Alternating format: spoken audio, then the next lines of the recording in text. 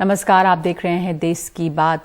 मैं हूं नगमा। Omicron variant के मामलों की रफ्तार बढ़ती जा रही है। केंद्र ने इस बढ़ते हुए खतरे को देखते हुए कहा है कि राज्य अपने वॉर रूम एक्टिवेट करें और हालात पर नजर बनाए रखें और सख्ती से दिशा निर्देश अमल में लाएं। साथ ही ये भी तैयारी है कि कुछ शहरों में कोरोना के सभी पॉजिटिव सैंपल जीनोम सीक्वेंसिंग के लिए भेजे जाएंगे। ओमिक्रॉन का संक्रमण तेजी से फैल रहा है और तीसरी लहर की आशंका बनी हुई है। प्रधानमंत्री मोदी ऐसे में कल हालात का जायजा लेंगे। प्रधानमंत्री की बैठक उन अधिकारियों के साथ है जो इस महामारी की रोकथाम में जुटे हुए हैं। कुछ राज्यों ने अपने अपने स्तर पर चौकसी भी बढ़ा दी है। देश में 4 दिसंबर को ओमिक्रॉन के 3 मामले थे, जो 17 दिसंबर को बढ़कर 101 हुए और अब 22 दिसंबर को 213। स्वास्थ्य मंत्रालय ने माना कि ओमिक्रॉन के फैलने की गति डेल्टा वेरिएंट से 3 गुना ज्यादा है। अभी जो सिचुएशन है उसमें कोई ऐसा कोई बदलाव नहीं है। जैसे most of the time COVID जो है वो माइल्ड सिम्टम ही लेके आता है। We are watching any change in the pattern of the presentation of the emerging cases very carefully. वहीं केंद्रीय स्वास्थ्य मंत्रालय ने राज्यों को लिखा है कि कोरोना की सही हालत के आकलन को लेकर जिला या लोकल स्तर पर वॉर रूम शुरू करें। अगर बीते हफ्ते में किसी जिले में टेस्ट पॉजिटिविटी रेट 10% या उससे ज्यादा हो, या अस्पताल में ऑक्सीजन वाले या आईसीयू में 40% बेड भर गए हों, तो कंटेनमेंट जोन और पाबंदियां तुरंत अमल में लाएं। फिलहाल मिजोरम के 2 जिले ही ऐसे हैं जहां वीकली पॉजिटिविटी रेट 10% से ज्यादा है। साथ ही सूत्रों से मिली जानकारी के मुताबिक स्वास्थ्य मंत्रालय दिल्ली, पुणे और बेंगलुरु के हर पॉजिटिव सैंपल को जीनोम सीक्वेंसिंग के लिए भेजने की तैयारी में है, ताकि अगर कोई केस ओमिक्रॉन का है तो उसकी पुष्टि हो पाए। नई दिल्ली से परिमल कुमार, एनडीटीवी इंडिया। दिल्ली में भी कोरोना के केस फिर से बढ़ने लगे हैं। पिछले 24 घंटे में 125 नए केस मिले हैं। ये पिछले 6 महीने में एक दिन में सबसे ज्यादा केस का मामला है। लेकिन अच्छी बात यह है कि इस दौरान कोरोना से किसी की भी मौत की खबर नहीं आई है। दिल्ली में कोरोना की संक्रमण दर 0.2% है और राजधानी में कोरोना के 624 एक्टिव केस हैं। दिल्ली में 5 महीने में ये सबसे ज्यादा सक्रिय केसेस हैं। पिछला आंकड़ा 16 जुलाई का है, जब 657 मामले दिल्ली में कोरोना के मिले थे। हालात की गंभीरता को देखते हुए दिल्ली सरकार ने क्रिसमस और नए साल के जश्न के आयोजन के लिए होने वाले किसी भी जमावड़े पर रोक लगा दी है। ओमिक्रॉन के बढ़ते हुए मामलों के मद्देनजर डीडीएमए ने औपचारिक आदेश जारी करके किसी भी तरह के सांस्कृतिक समारोह और जमावड़े पर रोक लगाई है। जिला प्रशासन और दिल्ली पुलिस के अधिकारियों को आदेश का पालन करने का निर्देश दिया गया है। जिला प्रशासन से रोजाना रिपोर्ट देने के लिए भी कहा गया है। मार्केट ट्रेड एसोसिएशन को दुकानों पर नो मास्क नो एंट्री लागू करने के लिए कहा गया है। और इन नए नियमों पर ज्यादा जानकारी दे रहे हैं मेरे सहयोगी शरद शर्मा।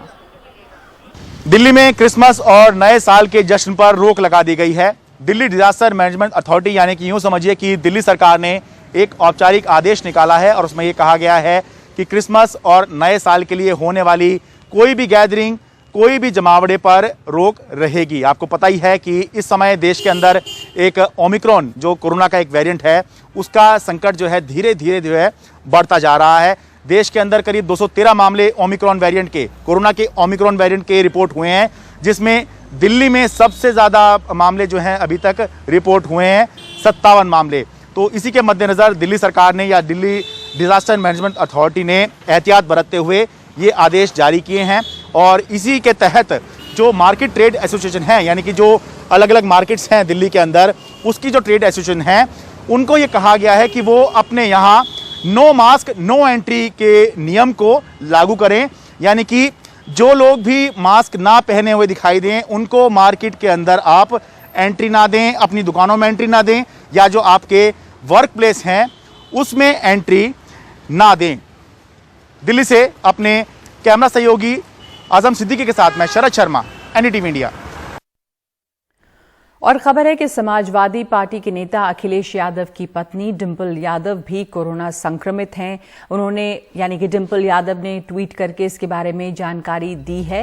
इस ट्वीट में उन्होंने लिखा है कि मैंने कोविड टेस्ट कराया जिसकी रिपोर्ट पॉजिटिव है। मैं पूरी तरह से वैक्सीनेटेड हूं और कोई लक्षण अभी नहीं दिख रहा है। इसके अलावा अपनी और दूसरों की सुरक्षा की दृष्टि से मैंने खुद को अलग कर लिया है। हाल फिलहाल मुझसे मिलने वाले सभी लोगों से अनुरोध है कि वो अपना टेस्ट जल्द कराएं।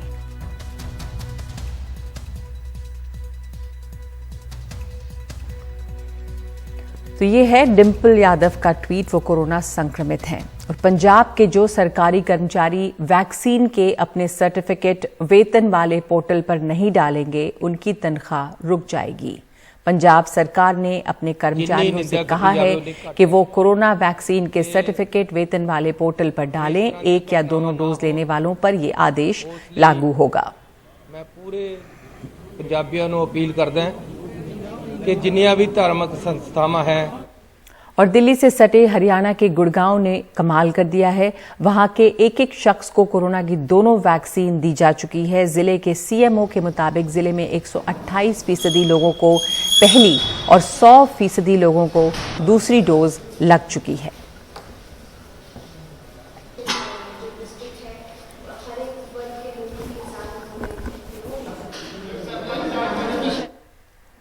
हरियाणा के स्वास्थ्य मंत्री अनिल विज ने कहा है कि 1 जनवरी 2022 तक हरियाणा के जिस व्यक्ति को कोरोना वैक्सीन की दोनों डोज नहीं लगी होगी, उन्हें सार्वजनिक स्थानों पर एंट्री नहीं मिलेगी। ऐसे लोगों को सार्वजनिक परिवहन में यात्रा की भी अनुमति नहीं दी जाएगी। ये लोग मैरिज हॉल से लेकर सरकारी कार्यालयों तक में नहीं जा सकेंगे। इनको बाजारों और भीड़भाड़ वाले क्षेत्रों में एंट्री नहीं मिलेगी।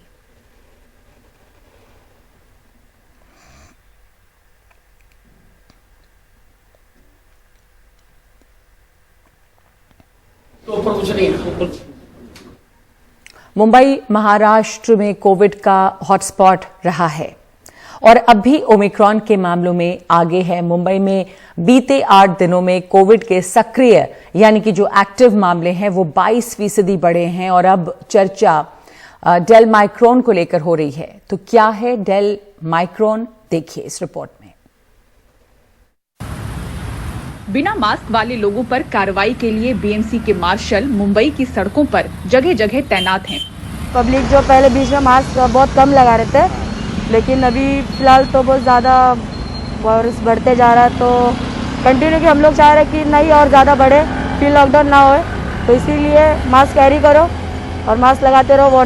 फाइन है 200, लेकिन पब्लिक फिर भी नहीं समझती है। हम रुकाने के बाद उनको पहले रिस्पेक्ट देते, पर कोई कोई उसमें मतलब गलत तरीके नशे वाले भी आदमी आते हैं, तो उनसे खाली इज्जत होती है। जो अपने जो रेगुलर रहते हैं उनसे कुछ नहीं, उनको समझ देने के बाद भी वो सुधरते। पर कोई ऐसे आते हैं कि बिना सोचे बिना समझे आके सीधा बदन पे हाथ छोड़ देते। उनके ऊपर ज्यादा से ज्यादा कार्रवाई होनी चाहिए। मुंबई शहर में पिछले 8 दिनों में कोविड के एक्टिव मामलों में 22% की बढ़ोतरी देखी गई है। 14 दिसंबर तक 1769 सक्रिय मामले थे, जो 21 दिसंबर तक बढ़कर 2159 हो गए।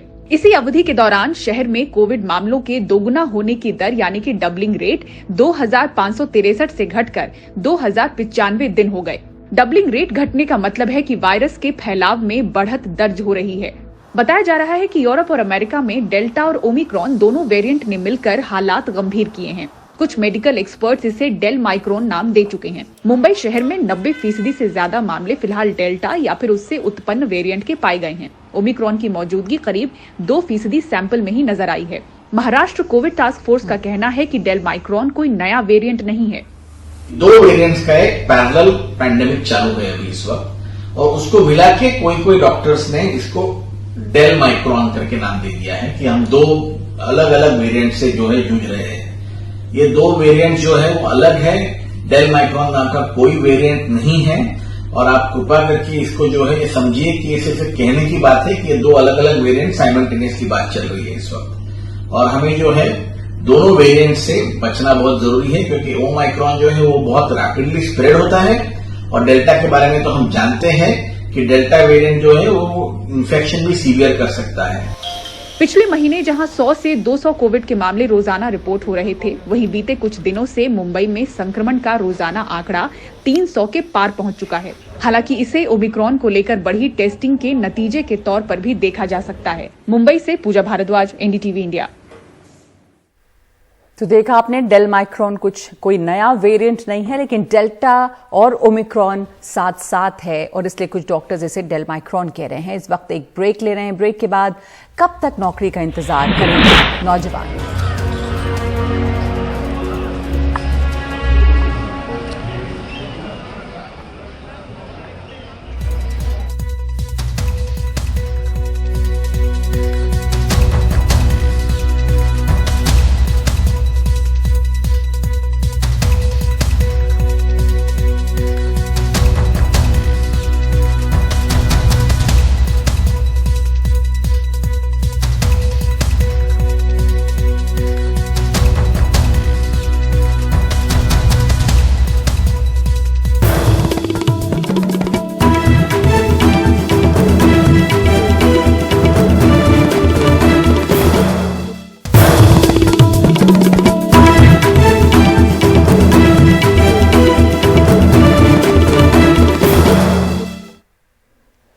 कर्मचारी चयन आयोग एसएससी वर्ष 2018 की भर्ती में नियुक्ति की मांग को लेकर बुधवार को देश भर से हजारों छात्र दिल्ली प्रदर्शन करने के लिए पहुंचे हैं और इनमें लगभग सभी छात्र बेहद गरीब परिवार से हैं।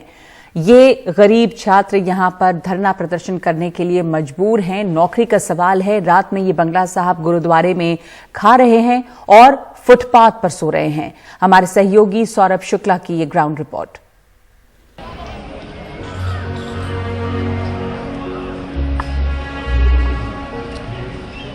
बिहार के मुंगेर जिले की रहने वाली 21 साल की प्रीति हमसे बात करते करते भावुक हो जाती हैं। 2018 में एसएससी जीडी की परीक्षा पास कर मेडिकल भी क्लियर करने वाली प्रीति को 3 साल गुजर जाने के बाद भी नियुक्ति पत्र नहीं मिला है। पिता मजदूरी करते हैं, इसलिए दिल्ली में कहीं कमरा लेकर रहने की हैसियत नहीं है, तो बंगला साहब के लंगर में खाना खाकर बाहर फुटपाथ पर सोने के लिए मजबूर हैं। हम लोग को फौज में जाना है, बट ये सब समझ नहीं रहे। फौज में जाना चाहते हो? हाँ जी, हम सब कुछ रिटर्न मेडिकल फिजिकल सब पास किए हुए हैं, बट फिर भी हमें मेरिट से बाहर कर दिया गया है। तो यहाँ आते हैं तो क्या कहते हैं ये लोग, यहाँ प्रशासन के लोग क्या कहते हैं? यहाँ पे तो देखते नहीं है, पूरा बैरिकेटर लगा के रखे हैं, रोज टाइम ही देते हैं। खाना कहाँ खाते हैं? वहीं गुरुद्वारे में खाते हैं और ऐसे ही सोते हैं, वहाँ पे भी नहीं रहने देते हैं। हम लोग तो कभी कभी एक टाइम खाना खाते हैं या फिर ऐसे ही सो जाते हैं। हम लोग अभी ऐसे ही उठ के आ गए हैं। यहाँ अपनी कहानी बताते बताते लगभग हर छात्र भावुक हो जाता है। किसी की जेब में ना पैसा है, ना घर वालों के पास इतना पैसा कि इनको आगे और पढ़ा सके। अभी इसलिए भावुक हो रहे सर, 11 महीने ज्यादा हो गया, 3.5 साल वेट किए, उसके बाद इन्होंने ज्वाइनिंग नहीं दिया, सीट रद्द में हुए नहीं दिया।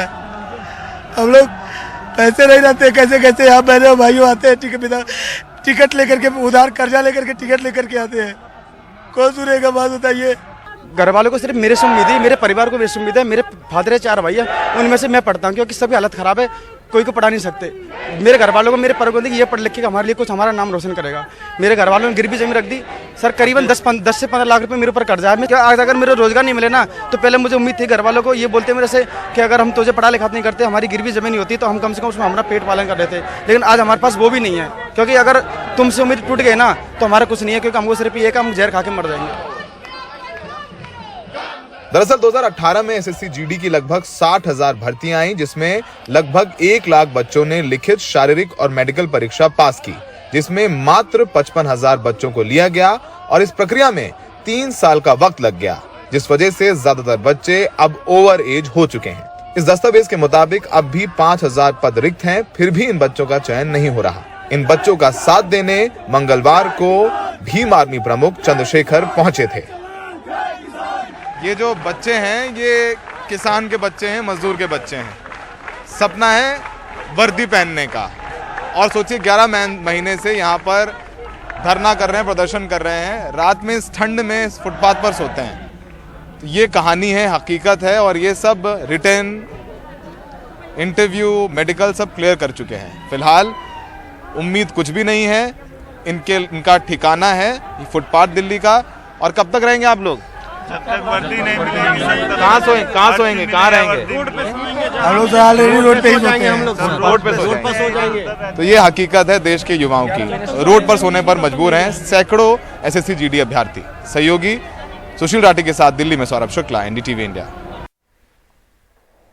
ब्रेक के बाद क्यों उखड़े उखड़े से दिख रहे हैं उत्तराखंड के कांग्रेस नेता हरीश रावत।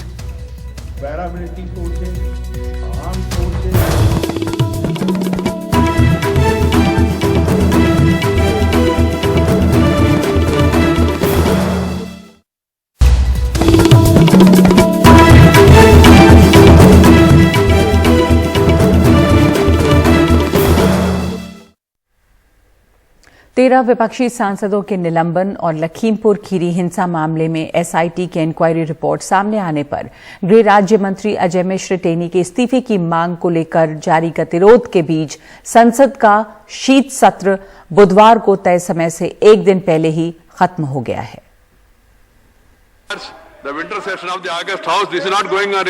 संसद के शीत सत्र के दौरान राज्यसभा से 13 विपक्षी सांसदों के निलंबन और लखीमपुर खीरी हिंसा मामले में SIT की इंक्वायरी रिपोर्ट सामने आने के बाद गृह राज्य मंत्री अजय मिश्रा टेनी के इस्तीफे की मांग को लेकर गतिरोध आखिरी दिन भी बना रहा। सत्ता पक्ष और विपक्ष ने इस गतिरोध के लिए एक दूसरे को जिम्मेदार ठहराया है।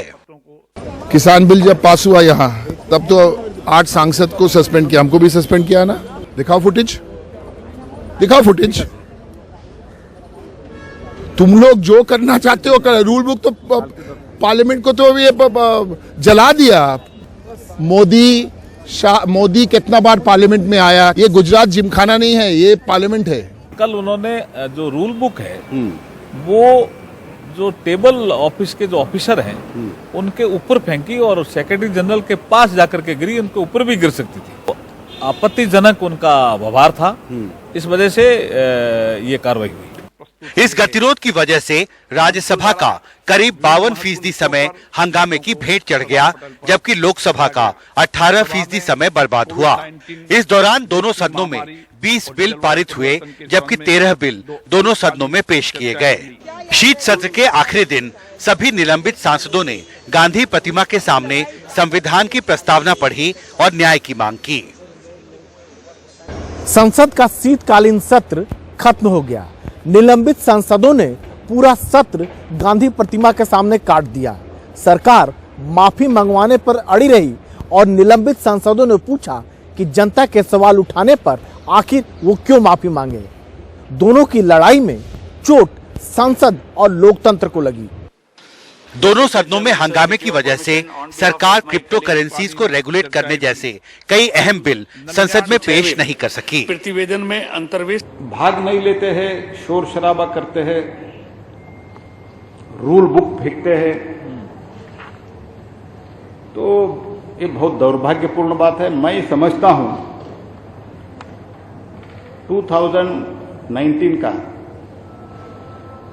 2019 का जो जनाधार मिला है, मैंडेट मिला है भारतीय जनता पार्टी को प्रधानमंत्री श्री मोदी जी के नेतृत्व में, वो पच नहीं पा रहा है।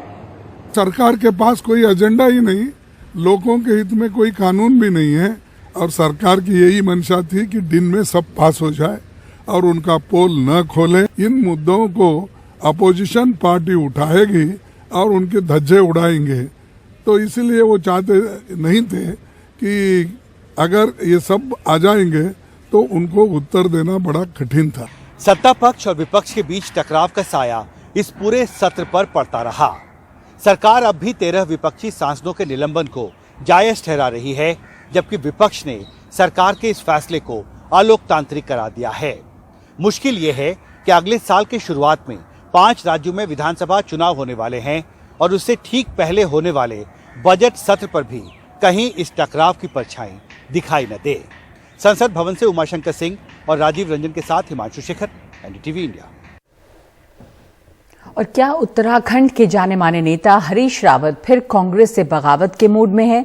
इसका अंदाजा उनके ट्वीट से हो रहा है। आज उन्होंने ट्वीट करते हुए कहा कि चुनाव रूपी समुद्र में तैरना है और मेरे हाथ पांव बांधे जा रहे हैं।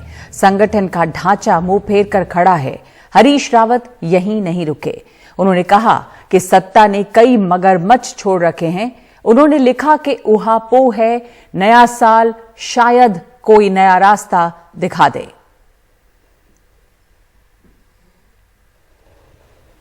और आजादी का अमृत महोत्सव की तैयारियों को लेकर प्रधानमंत्री मोदी की अगुवाई में राष्ट्रीय कार्यकारिणी की दूसरी बैठक संसद भवन एनेक्सी में चल रही है।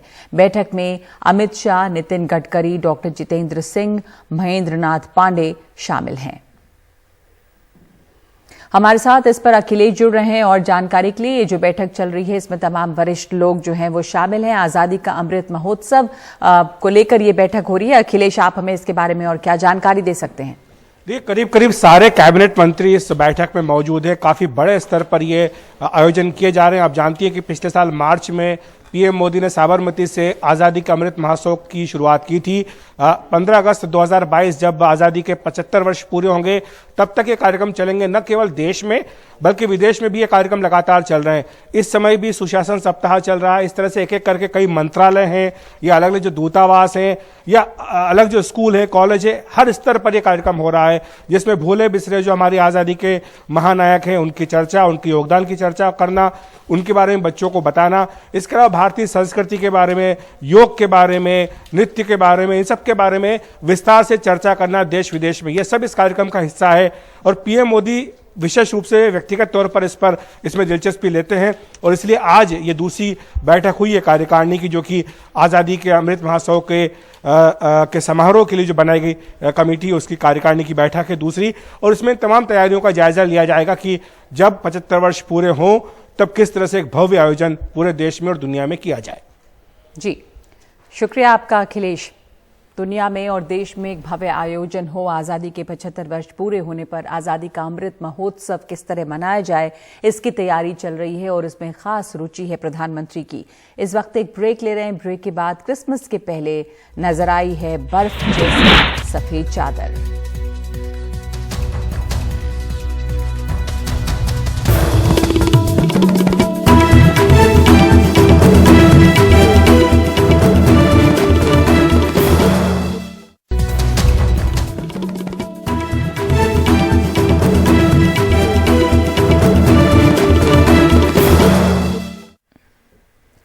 दिल्ली की रोहिणी कोर्ट में हुए शूट आउट के मामले में दिल्ली पुलिस ने रोहिणी कोर्ट में चार्जशीट दायर कर दी है। चार्जशीट में कई अहम खुलासे हुए हैं। पुलिस के मुताबिक गैंगस्टर जितेंद्र गोगी को मारने आए शूटरों ने वकील जैसा दिखने के लिए 1 महीने की ट्रेनिंग ली थी। इसी साल 24 सितंबर को रोहिणी कोर्ट नंबर 207 गोलियों की आवाज से दहल गया।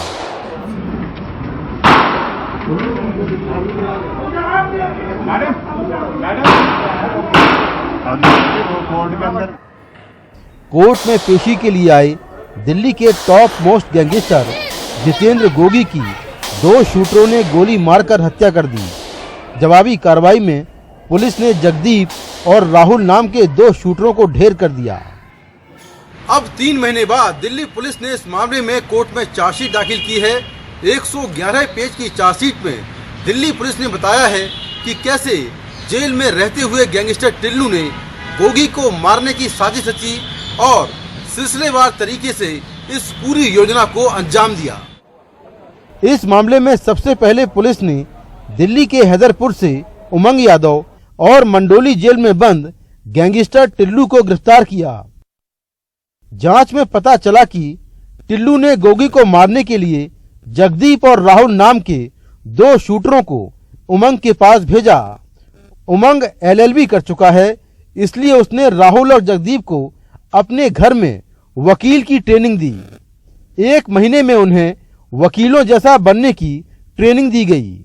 उमंग के घर से मिले CCTV कैमरे में इसके कुछ सबूत मिले हैं। प्लानिंग के मुताबिक 13 सितंबर को जब गोगी को पानीपत कोर्ट में पेश किया गया तब आरोपियों ने उसकी सुरक्षा का जायजा लिया।